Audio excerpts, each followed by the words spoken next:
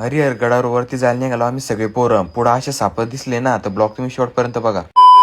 स्वागत आहे तुमचं पुन्हा एका नवीन आपल्या ब्लॉग मध्ये. त्याच नाही सोम पाटील. तुम्ही मागच्या व्हिडिओ मध्ये बघितलं असन आपण नाशिक मधला हरिहरगड फिरायला होतो. आता होतो आम्ही त्र्यंबकेश्वर मध्ये. इथं आपल्या शेवगावानी एक संस्थान आहे गजानन महाराजाचं. तर सकाळी सकाळी बस स्टँडून पहिले इथं आलो आणि इथं आम्हाला आता फ्रेश वगैरे होणं होतं. आणि मेन गोष्ट एक तर इथं आंघोळीसाठी गरम पाणी पण होतं. सकाळी सकाळी गेलतो म्हणून काही गर्दी वगैरे काही नव्हती. लवकर आंघोळ वगैरे करून घेतली. आज चालतो आम्ही गजानन महाराज दर्शन घेण्यासाठी. त्र्यंबकेश्वर मधलं सकाळचं वातावरण एक नंबर होतं आणि इथं गजानन महाराजाच्या मंदिराचं थोडंफार काम चालू होतं. दर्शन वगैरे घेतलं, बाहेर आलो. आता करतात ना आम्हाला नाश्ता पाणी. पोहे वगैरे खाल्ले. आमच्या बॅगेमध्ये कुरकुरे होते. तर नाश्ता पाणी केला. आता चालू आलो ॲपीवाल्याकडे, कारण की आम्हाला जातो हरिहरगडावर. इथं काही बस वगैरे काही जात नाही, जाणं लागतं फक्त रिक्षानं. रिक्षावाले पण इथले भाव खाते ना. आता त्र्यंबकेश्वरून हरिहरगड फक्त 15 किलोमीटर. 15 किलोमीटर 5 जणांची नेऊन सोडायची घेते ते 900 रुपये. 2-3 रिक्षा वगैरे बघितली, थोडी बार्गेनिंग केली तर 900 रुपयात जाणं आणि परत वापस आणून मी घालणं. तर जाताना आम्ही बिस्लाऱ्यान ते पण घेऊन टाकल्या. पुढे आलो. इथं लागत होती चेक पोस्ट. तर इथं चिठ्ठी फाडणं लागत होती. एका माणसाची 30 रुपये. आमची तशी 5 जणांची 150 रुपये झाली. चिठ्ठी वगैरे फाडून घेतली. आता आलो मेन ठिकाणी. याच्या पुढे रिक्षा वगैरे काही जात नाही. आमच्या समोर हरिहरगड होता. ढग ते होते त्याच्यामुळे काही दिसत नव्हता. ढग वगैरे बाजून झाले तेव्हा का हरिहरगड दिसला जीवात जीवाला. आता इथून तर आम्हाला तिथपर्यंत पायी जाणं होतं. आमच्या जवळ बॅग वगैरे रिक्षेमध्ये ठेवून दिल्या आणि डोंगर चढायला सुरुवात केला. थोडं वरती चालू होतो आणि इथून खालचा व्ह्यू इथला भारी येत होता ना. पण एक प्रॉब्लेम झाला होता. वरती आम्हाला इथले सापण ते दिसायला लागले होते ना. ते तुम्ही आता पुढच्या ब्लॉग मध्ये बघा. तोपर्यंत तुम्ही आपल्याला फॉलो करून घ्या.